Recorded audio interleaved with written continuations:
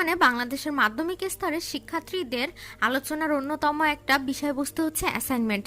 এই প্রথমবারের মতো বাংলাদেশ শিক্ষা অধিদপ্তর এদেশের মাধ্যমিক স্তরের ছাত্রছাত্রীদের অর্থাৎ ষষ্ঠ থেকে নবম শ্রেণীর ছাত্রছাত্রীদের মূল্যায়নের মাধ্যম হিসেবে অ্যাসাইনমেন্টকে বেছে নিয়েছে। অর্থাৎ এবছর পরীক্ষার পরিবর্তে সবাইকে অ্যাসাইনমেন্ট জমা দিতে হবে, তার উপর ভিত্তি করে তাদের নতুন ক্লাসে উঠানো হবে।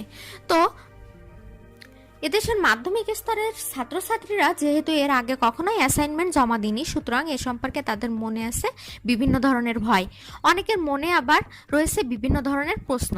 আমি আজকে এসব প্রশ্ন সম্পর্কে কথা বলবো। প্রথমেই আমরা জেনে নিই অ্যাসাইনমেন্টের কভার পৃষ্ঠা সম্পর্কে। অ্যাসাইনমেন্টের কভার পৃষ্ঠাটা মূলত কি?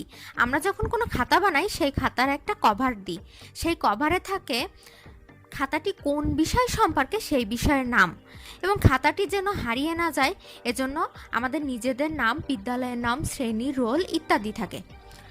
তো অ্যাসাইনমেন্টেরও এই ধরনের একটা পৃষ্ঠা থাকবে, অর্থাৎ কভার পৃষ্ঠা থাকবে, যাতে থাকবে কোন বিষয়ে লেখা সেই বিষয়ের নাম, আমাদের বিদ্যালয়ের নাম, শ্রেণী, রোল ইত্যাদি। একটা নমুনা পেজ দেওয়া আছে, এই অনুসারে করতে হবে। তো কভার পেজের একদম উপরেই আমরা দেখতে পাচ্ছি দেওয়া আছে বিদ্যালয়ের নাম।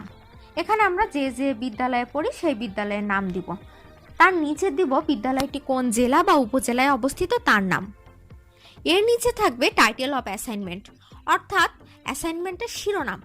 অ্যাসাইনমেন্টের শিরোনামটা আসলে কি, এ সম্পর্কে অনেকেই অনেক ধরনের প্রশ্নের সম্মুখীন হচ্ছে।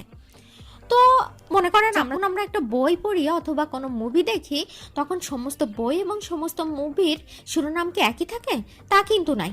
বইটি যে সম্পর্কে লেখা অথবা মুভিটা যে সম্পর্কে তার শিরোনামও কিন্তু তাই হয়। ঠিক তেমনি অ্যাসাইনমেন্টের শিরোনামও বিভিন্ন ধরনের হবে, অর্থাৎ অ্যাসাইনমেন্টটি যে সম্পর্কে তার শিরোনামও তাই হবে। এর নিচে থাকবে অ্যাসাইনমেন্টটি কোন বিষয়ের উপর লেখা সেই বিষয়টি, অর্থাৎ বাংলা নাকি ইংরেজি নাকি রসায়ন নাকি পদার্থ, বিষয়টির নাম লিখবেন। তার নিচে দুটো অংশ থাকবে, একটা থাকবে সাবমিটেড টু, অন্যটা হচ্ছে সাবমিটেড বাই। সাবমিটেড টু হচ্ছে এই অ্যাসাইনমেন্টটি কোন শিক্ষকের নিকট জমা দিতে হবে, অর্থাৎ অ্যাসাইনমেন্টটি কোন বিষয়ের, অর্থাৎ বাংলা বিষয় হলে বাংলা বিষয়ের শিক্ষকের নাম, ইংরেজি বিষয় হলে ইংরেজি বিষয়ের শিক্ষকের নাম। আচ্ছা স্যারের নাম তো জানা হলো না। আপনি যদি আপনার বিদ্যালয়ের উক্ত বিষয়ের শিক্ষকের নাম না জানেন তবে সাবমিটেড টু এই অংশটি না দিলেও হবে। সাবমিটেড বাই এর নিচে থাকবে আপনার নিজের নাম, আপনার শ্রেণী, আপনার শাখা, আপনার রোল নাম্বার। তো অ্যাসাইনমেন্টের কভার পেজ শেষ হলো। পরবর্তী পৃষ্ঠা থেকে আপনি অ্যাসাইনমেন্টের মূল বিষয় শুরু করবেন।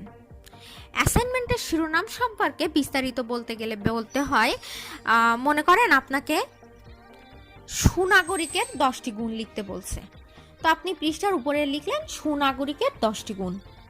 ভিতরের পৃষ্ঠায় যখন অ্যাসাইনমেন্টটি শুরু করবেন তার উপরেও লিখতে হবে অ্যাসাইনমেন্টের নাম, সেখানেও আপনি লিখলেন সুনাগরিকের 10টা গুণ। এই আপনার অ্যাসাইনমেন্টের শিরোনাম শেষ। এরপর আপনি অ্যাসাইনমেন্টের মূল বিষয় সম্পর্কে শুরু করবেন। আপনার অ্যাসাইনমেন্টটি কত দাগে দাগ নম্বরটা কিন্তু অবশ্যই দিবেন। অ্যাসাইনমেন্টে যে যে জিনিস করা যাবে না তা হলো অ্যাসাইনমেন্টে লাল কালি ব্যবহার করা যাবে না। আমরা জানি লাল কালি ছাত্রছাত্রীদের জন্য নয়, সুতরাং এটি ব্যবহার করা উচিত হবে না। আর অ্যাসাইনমেন্টটি কোন কাগজে লিখতে হবে, অর্থাৎ কোন সাইজের কাগজে লিখতে হবে, কি ধরনের কাগজে লিখতে হবে, এই সম্পর্কে আমাদের শিক্ষা অধিদপ্তর থেকে কোনো বর্ণনা আসেনি।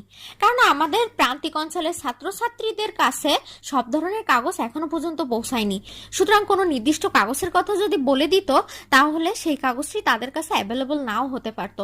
সুতরাং যে কোনো কাগজেই আপনি লিখতে পারেন, তবে A4 সাইজের কাগজে লিখলে ভালো হয়, কেননা সাধারণত অ্যাসাইনমেন্ট A4 সাইজের কাগজেই লেখা হয়।